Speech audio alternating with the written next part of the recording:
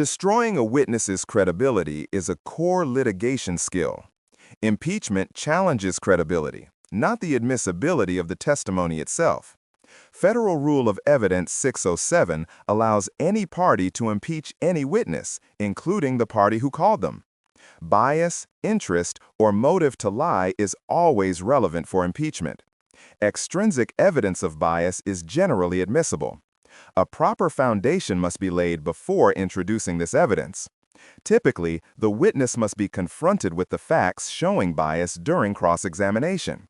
Some jurisdictions allow extrinsic evidence of bias without prior confrontation. Impeachment by contradiction uses extrinsic evidence to prove a contrary fact.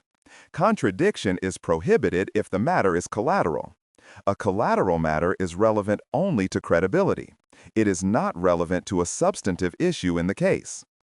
A witness can be impeached using a prior inconsistent statement, or PIS. Federal Rule of Evidence 613 governs the use of PIS for impeachment purposes. The witness must be given an opportunity to explain or deny the PIS. This opportunity must occur at some point during the examination. The opposing party must also have an opportunity to examine the witness about the statement. This foundational requirement does not apply to an opposing party's hearsay declarant. If the PIS was oral, the cross-examiner must establish the time and place of the statement. They must also identify the person to whom the statement was made. A PIS is typically non-substantive evidence. It is admissible only to undermine the witness's credibility. It cannot be used to prove the truth of the matter asserted. A prior inconsistent statement can be admissible as substantive evidence. This requires meeting the specific conditions of Federal Rule of Evidence 801 D1A. The PIS must have been given under penalty of perjury. The statement must have been made during a trial, hearing, or deposition. Other formal proceedings also qualify under this rule. If the PIS was not made under oath, it is admissible only for impeachment. It cannot prove the truth of the matter asserted in the statement. The court must provide a limiting instruction to the jury. This instruction is required if the PIS is admitted solely for impeachment. Extrinsic evidence of a PIS is admissible only with proper foundation. The witness must have the opportunity to explain or deny the statement. The opposing party must also have the opportunity to examine the witness. Credibility can be attacked using evidence of a witness's character for untruthfulness. Federal Rule of Evidence 608 governs this method. This rule permits testimony in the form of reputation or opinion evidence. The character witness must establish a foundation of familiarity. This familiarity relates to the impeached witness's reputation in the community. It can also relate to the character witness's personal opinion. The testimony must be strictly limited to the witness's character for truthfulness or untruthfulness. Specific instances of conduct are prohibited under Rule 608A. The character witness cannot testify about the truthfulness of the current testimony. They cannot state whether the impeached witness is lying in the present proceeding. Specific instances of conduct are admissible only on cross-examination under Rule 608B. These acts must not have resulted in a criminal conviction.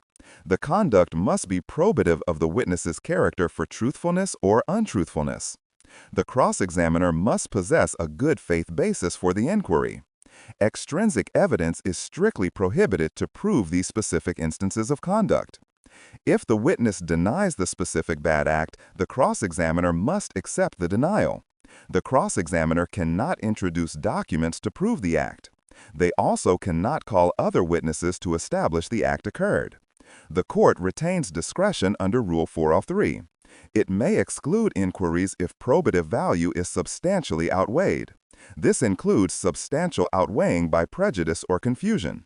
Prior criminal convictions are admissible for impeachment under Federal Rule of Evidence 609. Crimes involving dishonesty or false statement are automatically admissible. These offenses are known as crimen falsi. Admissibility is mandatory regardless of the punishment imposed. Examples include perjury, fraud, embezzlement, and false pretenses. The court must admit evidence of these convictions. This admission is subject only to the 10-year time limit of Rule 609B. The conviction's probative value is not balanced against its prejudicial effect. This is the rule under 609A2. The offering party must prove the conviction occurred. They must also prove the conviction falls within the definition of a crime of dishonesty. Felonies not involving dishonesty are admissible under Rule 609A1. These convictions are subject to specific balancing tests. If the witness is not the criminal defendant, the conviction is admitted. Admission occurs unless the probative value is substantially outweighed by prejudice. This applies the standard found in Rule 403. If the witness is the criminal defendant, the standard is higher. The conviction is admitted only if the probative value outweighs the prejudicial effect. This higher standard favors exclusion of the evidence. Evidence of the conviction is inadmissible after 10 years have passed. The 10 years run from the conviction date or release from confinement, whichever was later. The conviction is admissible after 10 years only if the probative value substantially outweighs the prejudicial effect. A witness's credibility cannot be bolstered until it has been attacked. Rehabilitation methods must align with the nature of the attack. If the attack involved specific bad acts, rehabilitation is allowed. The witness can be rehabilitated using opinion or reputation evidence for truthfulness. This is permitted under Rule 608A. Prior consistent statements, or PCS, are admissible for rehabilitation. They must rebut an express or implied charge of recent fabrication. They can also rebut a charge of improper influence. Under Rule 801 D1B, the PCS is substantive evidence. This requires the PCS to have been made before the motive to fabricate arose. If the attack was solely by contradiction, PCS is generally inadmissible for rehabilitation.